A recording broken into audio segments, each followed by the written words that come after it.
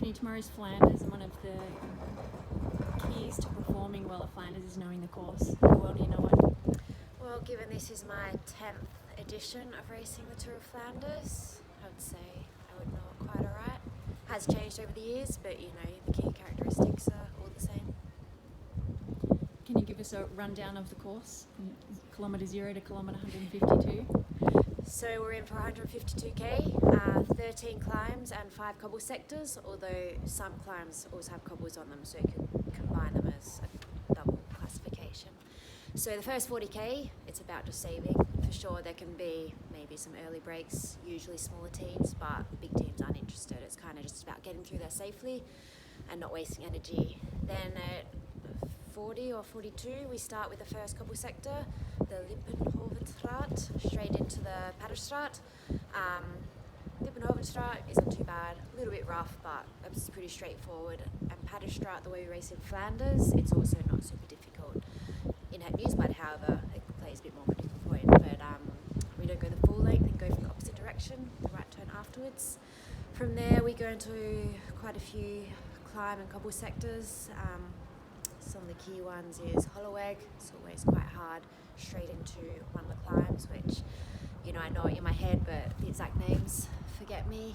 We've got pretty much from kilometre, the last 100k is just bam, bam, bam, climbs, cobbles. Molenberg is always one of the critical points, not so much for race decisive moment, but in terms of potentially losing a race or wasting energy there. It's always a very narrow little climb, not huge, long sector, but it's a fight into there, and it's just about getting through there safely and not getting caught up in a crash and find yourself chasing. From then on, there's a few new sectors this year. One of the major ones is quite often we see the race really heat up at the Canariaberg, but this year, instead of coming off the big road, which is usually a big, you're doing lead outs into the right hand turn to Canariaberg, we have a new climb, something beforehand, which is quite steep and will hurt, and then you turn right onto there before another quick right hand turn down and then up into Canariaberg. And from there it's basically you can't afford to make any more mistakes. It's where the race becomes critical.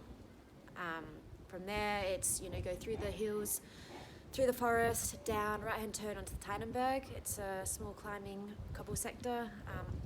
Left off the side of that, a few sorts of undulations before we go down into Hetond. Well, we turn right onto it, Hetond Kruisberg.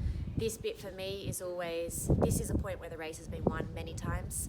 It starts as a normal road, goes into a really ugly cobble sector, but that's not normally the race decisive point. It's afterwards. You come back onto the main road where it's quite big, it keeps dragging, you're on your limit, and it's where we've seen Anna van der Breggen attack, Ellen van Dijk, and many riders have gone there, their solo or a small move. You crest the top, turn left, you still have a bit more of a drag before you then hit the final sector, and this is where we go into the Uruguaramont, which again, critical positioning into that. You come down on a big road through the town, right turn, another right turn onto a small passageway, and it gradually climbs up before you hit the cobbles. And this, it's another very, very ugly sector. It really hurts, you really have to dig deep. It starts climbing and then kind of flattens off and then climbs a little bit more. And again, if there isn't somebody away already, this is another point that's been critical for the race winning point. Left off there, big road, bit more climb, left onto the final approach to the final sector of the Hattersburg.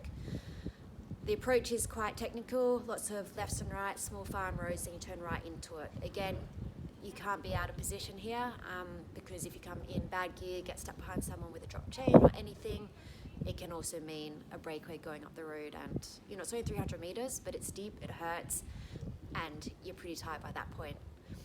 From then, it's just a pursuit to the line, depending on the wind conditions. A few lefts after that, and then you get the last long, I think it's around 10k, stretch to the finish line. If you have a tailwind, it favours a breakaway, particularly a solo rider.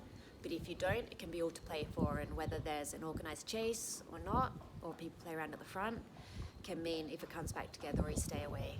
And then it's a very, very long, straight finish. You can see the finish line far away, so the sprint can be critical.